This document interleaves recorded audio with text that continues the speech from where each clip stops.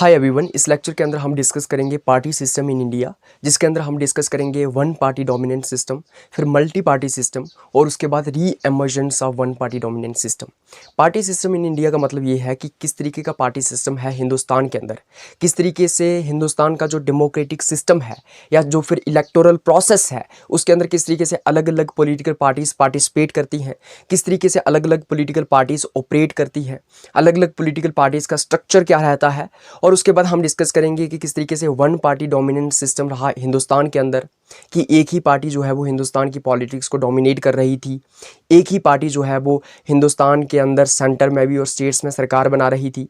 उसके बाद फिर मल्टी पार्टी सिस्टम किस तरीके से आया, जहाँ पे बहुत सारी पार्टीज़ हमें देखने को मिली और किसी भी पार्टी का डोमिनेंस नहीं रहा। और उसके बाद दोबारा से री एमर्जेंस कैसे हुआ वन पार्टी डोमिनेंट सिस्टम का, मतलब 2014 के बाद किस तरीके से बीजेपी दोबारा से एक डोमिनेंट पॉलिटिकल पार्टी की तरह उभर करके आई।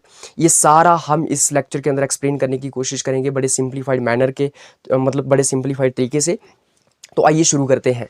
पार्टी सिस्टम इन इंडिया का मतलब क्या हुआ? पार्टी सिस्टम इन इंडिया का मतलब ये हुआ कि किस तरीके से हिंदुस्तान के पॉलिटिकल सिस्टम के अंदर अलग अलग पार्टीज ऑपरेट करती हैं, किस तरीके से अलग अलग पॉलिटिकल पार्टीज इलेक्शंस लड़ती हैं, पावर के लिए कम्पीट करती हैं, किस तरीके से वो उनका ऑर्गेनाइजेशनल स्ट्रक्चर क्या होता है, वो हम डिस्कस करेंगे पार्टी सिस्टम के अंदर। पार्टी सिस्टम का मतलब वो हुआ। तो जब मैं वन पार्टी डोमिनेंट सिस्टम की बात करता हूँ तो 1952 से लेके 1967 तक जो है वो वन पार्टी डोमिनेंट सिस्टम रहा हिंदुस्तान के अंदर, जहाँ पे कांग्रेस पार्टी जो है वो डोमिनेट कर रही थी।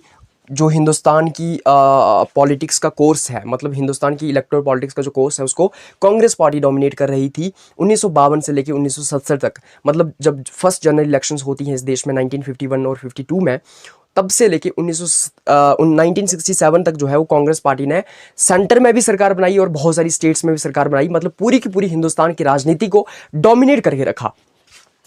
सबसे पहले मैं आपको बता देता हूं वन पार्टी डोमिनेंट सिस्टम का मतलब क्या होता है। A system where multiple parties exist and contest elections but one party remains dominant.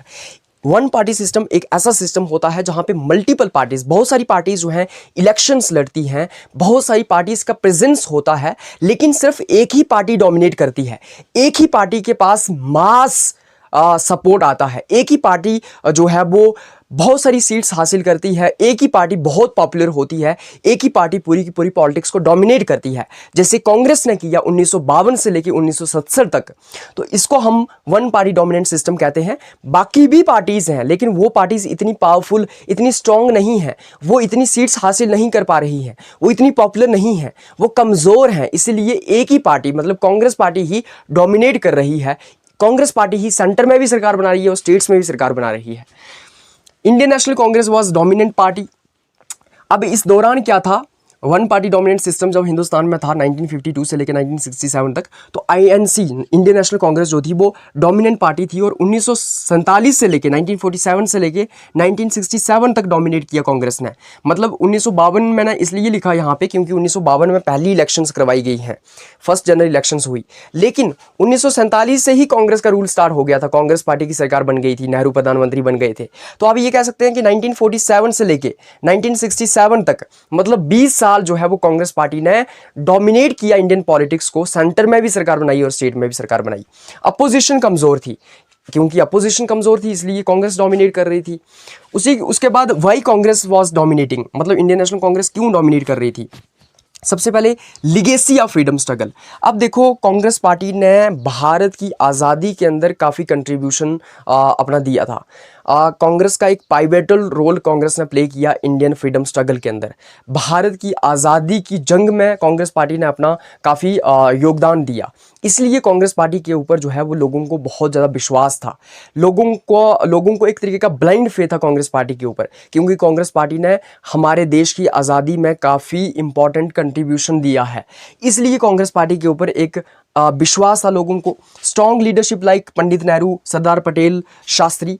तो नेहरू जैसे, पटेल जैसे, शास्त्री जैसे स्ट्रॉन्ग नेता, स्ट्रॉन्ग लीडरशिप कांग्रेस पार्टी के अंदर थी। और नेहरू जैसे, पंडित जवाहरलाल नेहरू जैसे, मतलब दुनिया में जो इंसान पॉपुलर था उनके जैसे नेता, सरदार पटेल जैसे नेता और शास्त्री जैसे नेता अगर कांग्रेस पार्टी में होंगे तो कांग्रेस पार्टी तो डोमिनेट करेगी ही, क्योंकि लोगों का तो इतना सपोर्ट था इन नेताओं को, इतना विश्वास था इन नेताओं के ऊपर, that obviously Congress party is going to dominate. उसके बाद lack of strong opposition, opposition इतनी स्ट्रॉन्ग नहीं थी, अपोजिशन जो पॉलिटिकल पार्टीज थी वो बड़ी वीक थी, उनके अंदर स्ट्रॉन्ग लीडरशिप नहीं थी। उसके बाद वेल ऑर्गेनाइज्ड एंड स्ट्रक्चर्ड, जो कांग्रेस पार्टी थी वो वेल ऑर्गेनाइज्ड थी, उनका बूथ लेवल मैनेजमेंट बहुत अच्छा था, प्रॉपर एक स्ट्रक्चर था उस पार्टी के अंदर, प्रॉपर कमेटीज बनी हुई थी, अलग अलग स्टेट्स में फैली हुई थी, रीजनल लेवल पे फैली हुई थी, गांव गांव तक फैली हुई थी कांग्रेस पार्टी, हर कोई जानता था, इसलिए कांग्रेस पार्टी डोमिनेट कर रही थी। अकोमोडेट डाइवर्स आइडियोलॉजीज, जो डाइवर्स इंटरेस्ट जो आइडियोलॉजीज हैं उनको अकोमोडेट करने का काम करती थी। इसमें हिंदू भी आ सकते थे, मुस्लिम भी आ सकते थे, सिख भी आ सकते थे, ईसाई भी आ सकते थे, हिंदी बोलने वाला, तमिल बोलने वाला, तेलुगु बोलने वाला, सभी लोगों की जगह थी इस पार्टी के अंदर। किसी को भी किसी भी विचारधारा के अगेंस्ट नहीं थी ये पार्टी, इसलिए अलग अलग विचारधारा के लोग इस पार्टी के अंदर आ सकते थे, इसलिए कोई बंदिश नहीं थी इस पार्टी में आने के लिए। तो इस तरीके से कांग्रेस पार्टी का डोमिनेंस रहा 1952 से लेकर 1967 तक। और इस सिस्टम को मतलब 1952 से लेकर 1967 तक जो ये फेज था, ये जो एरा था, इसको कांग्रेस एरा कहा जाता है। और रजनी कोठारी ने इसको कांग्रेस सिस्टम कहा है, कांग्रेस सिस्टम, रजनी कोठारी ने इसको कांग्रेस सिस्टम कहा। आगे बात समझ। तो 1952 से लेके या फिर 1947 से लेके 1967 तक कांग्रेस ने डोमिनेट किया, सेंटर में भी सरकार बनाई, स्टेट में भी सरकार बनाई। क्यों किया मैंने आपको बता दिया। और इस तरीके से जो है वो डोमिनेंस रहा कांग्रेस का। लेकिन फिर आया हमारे देश में मल्टी पार्टी सिस्टम, और मल्टी पार्टी सिस्टम हमारे देश में 1967 से लेकर 1989 तक रहा, या फिर आप कह सकते हैं कि 1999 तक रहा। ये जो मल्टी पार्टी सिस्टम है, इसके अंदर क्या होता है, a system where multiple political parties compete for power but no party dominate for long, no party dominate for long, often resulting into coalition governments. तो मल्टी पार्टी सिस्टम के अंदर क्या होता है कि बहुत सारी पार्टीज, मल्टीपल पार्टीज जो हैं पावर के लिए कंपीट करती हैं, इलेक्शंस लड़ती हैं, लेकिन कोई भी पार्टी जो है वो डोमिनेट नहीं कर पाती है। अगर 10 पार्टीज हैं तो 10 पार्टीज, किसी को 10 सीटें मिल रही हैं, किसी को 20 सीटें मिल रही हैं, किसी भी पार्टी को जो है वो क्लियर मेजॉरिटी नहीं मिल पा रही है, इसलिए कोई भी पार्टी डोमिनेट नहीं कर पा रही है। सभी पार्टीज बराबर मतलब सेम तरीके से जो है वो सीट्स हासिल कर रही हैं, किसी को 10 सीटें, किसी को 20 सीटें, किसी को 30 सीटें, किसी को 25 सीटें, इस तरीके से मिल रही है, लेकिन कोई भी पार्टी जो है डोमिनेट नहीं कर पा रही है। तो इससे क्या होता है कि कोलिशन गवर्नमेंट्स के अंदर ये जो है वो हमें कन्वर्ट होते हुए दिखती है। कि मान लो कि 100 सीटें हैं, मान लो 100 सीटें हैं, आपको सरकार बनाने के लिए 50 प्लस सीटें चाहिए, मतलब 51 से ज़्यादा सीटें चाहिए, और 51 से ज़्यादा सीटें किसी भी पार्टी की नहीं आ रही हैं। किसी पार्टी को 30 सीटें मिल रही हैं, किसी को 20 मिल रही हैं, किसी को 10 मिल रही हैं, किसी को 25 मिल रही हैं। तो इस केस में क्या होता है कि 2-3 पार्टीज इकट्ठी आती हैं ताकि 50 से ज़्यादा सीटें की जाएं, 50 से ज़्यादा सीटें जो है वो की जाएं। तो 2-3 जब पार्टीज इकट्ठी आती हैं तो उसमें क्या होता है कि कोलिशन गवर्नमेंट बन जाती है, किसी की भी पार्टी को जो है वो एब्सोल्यूट मेजॉरिटी नहीं मिलती है। तो जब मल्टी पार्टी सिस्टम हमारे देश में क्यों आया, ये जो शिफ्ट क्यों आया, कांग्रेस डोमिनेंट सिस्टम खत्म क्यों हुआ, तो इसका कारण ये था कि 1967 में कांग्रेस बहुत सारी स्टेट्स में हार जाती है। जब 1967 की इलेक्शंस होती हैं तो कांग्रेस बहुत सारी स्टेट्स में हार जाती है जहां पे कांग्रेस का रूल चल रहा था।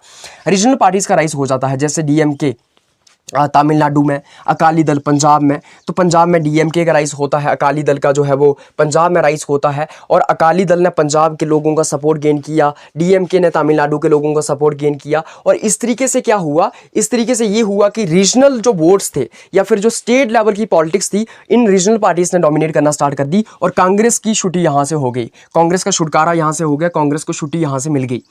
Formation of anti Congress collisions in various state, बहुत सारी स्टेट्स के अंदर क्या हुआ कि कांग्रेस के अगेंस्ट कोलिशन बनने लगी, मतलब बहुत सारी पार्टीज जो है वो कांग्रेस के अगेंस्ट इलेक्शन लड़ने लगी इकट्ठा होके बहुत सारी स्टेट्स के अंदर जहां पे कांग्रेस का रूल था। और उससे क्या हुआ कि कांग्रेस हारने लगी बहुत सारी स्टेट्स के अंदर, इसलिए एक शिफ्ट आया कांग्रेस डोमिनेंट सिस्टम से कहाँ पे, मल्टी पार्टी सिस्टम के अंदर, या फिर वन पार्टी डोमिनेंट सिस्टम से लेके मल्टी पार्टी सिस्टम के अंदर। उसके बाद हम देखते हैं कि 1977 की जो इलेक्शंस होती हैं, जनरल इलेक्शंस, उसमें कांग्रेस हार जाती है। हुआ क्या कि 1975 से लेके 1977 के बीच 2 साल इमरजेंसी लगाई जाती है इस देश में इंदिरा गांधी के द्वारा। ये जो इमरजेंसी का फेज था, ये जो इमरजेंसी का पीरियड था, ये जो 2 साल का टेन्योर था जहां पे इमरजेंसी लगाई गई थी, इसको काला दौर कहा जाता है हिंदुस्तान के लोकतंत्र के अंदर।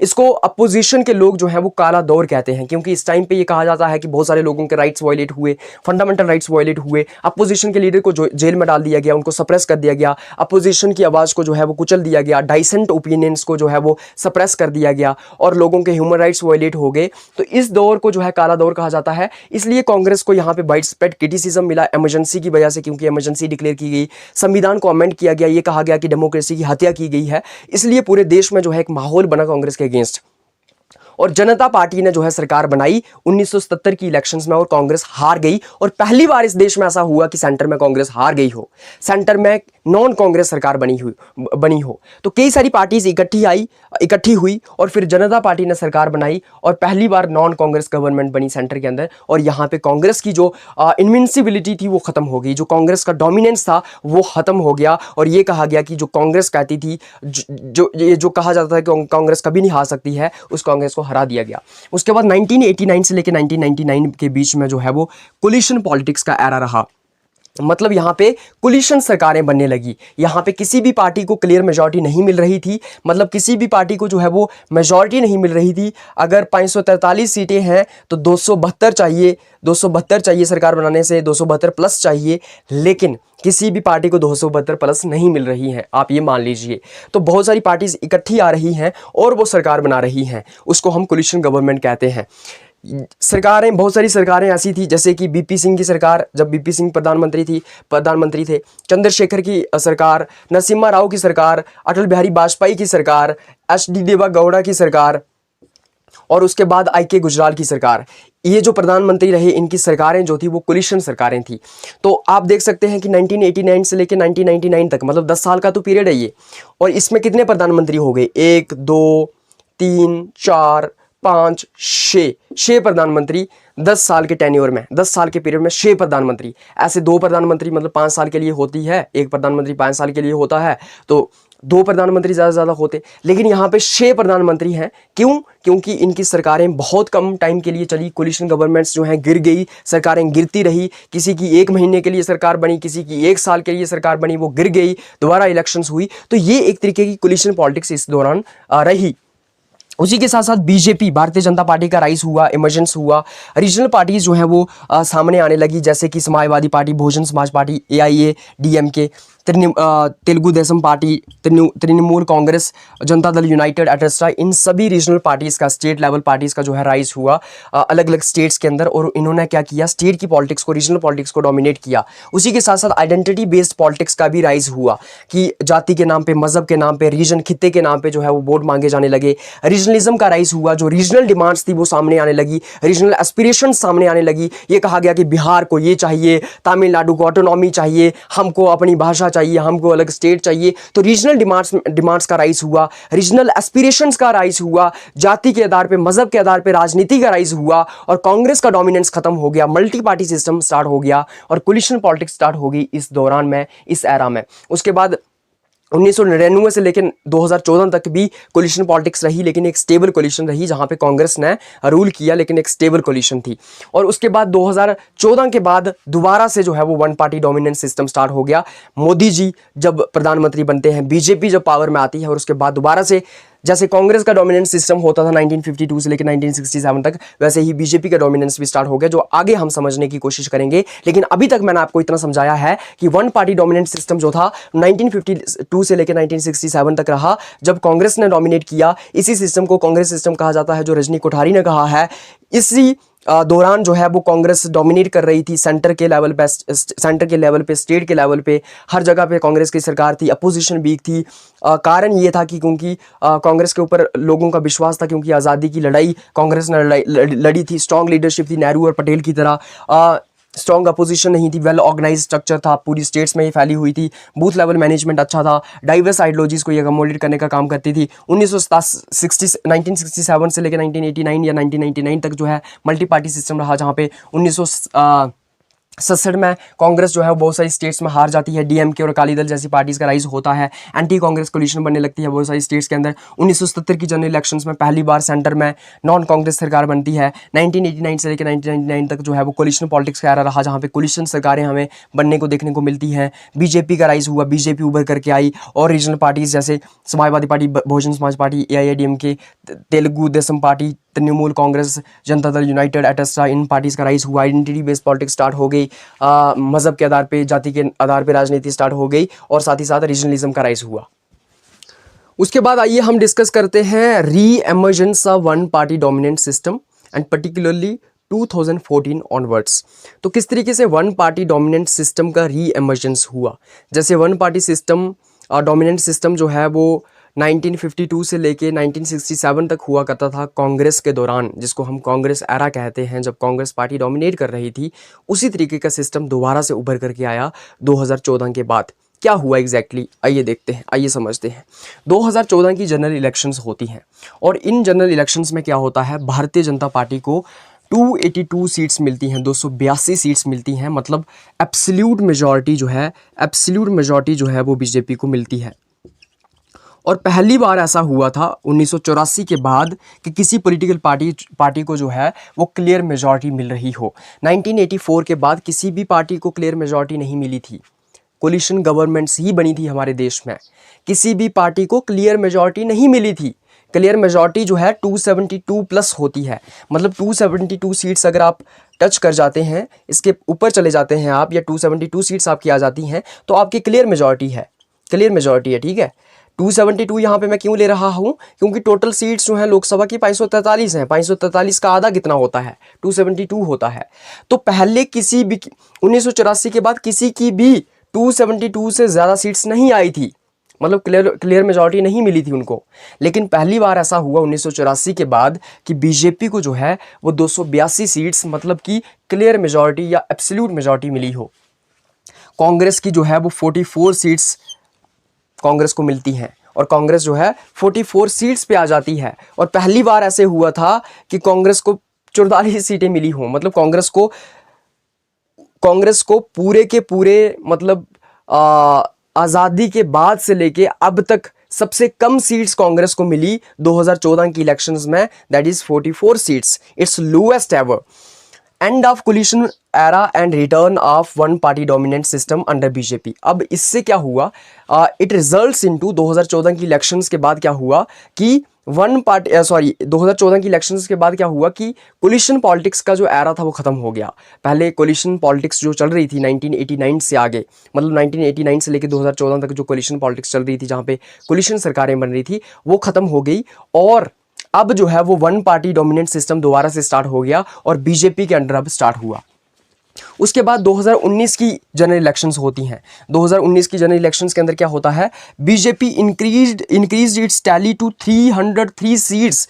बीजेपी 303 सीट्स के ऊपर पहुंच जाती है, मतलब डोमिनेंस बीजेपी का और बढ़ जाता है, और ज़्यादा सीट्स, एब्सोल्यूट मेजॉरिटी। और अब क्या हुआ, further consolidated it's dominance under Modi's leadership, और प्रधानमंत्री मोदी की लीडरशिप के अंडर इसका डोमिनेंस और बढ़ता गया। तो इस तरीके से वन पार्टी डोमिनेंट सिस्टम का इमर्जेंस हो गया। क्या फीचर्स थे इस न्यू डोमिनेंट फेज के, तो सेंट्रलाइज लीडरशिप थी मोदी के अंडर, मतलब कि लीडरशिप बड़ी सेंट्रलाइज थी। मोदी एक स्ट्रॉन्ग लीडर की तरह देखे जा रहे थे और पूरी की पूरी बीजेपी की सरकार जो थी या गवर्नमेंट जो थी वो मोदी की लीडरशिप के अराउंड घूम रही थी। एक पर्सनालिटी कल्ट क्रिएट हो रहा था। उसके बाद dominance in both national and many state elections.